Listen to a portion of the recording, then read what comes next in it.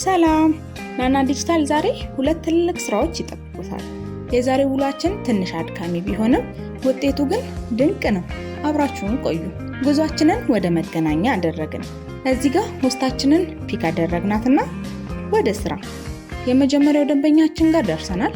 የሚያስፈልገውን ኢኩዊፕመንት ወደ ውስጥ ይዘን እየገባን ነው። ሴትአፕ አስተካክለን ቀረጻ እስክንጀምር ድረስ ቲማችን በደንብ እየተዘጋጀ ነበር።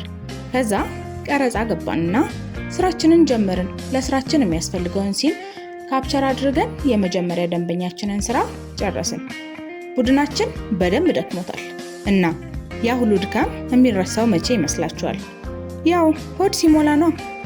ጉዞ ወደ ምሳችንን ከበላን በኋላ ወደ ቃሊቲ ለሁለተኛው ደንበኛችን በሙሉ ኢነርጂ ተዘጋጅተን ሄድን።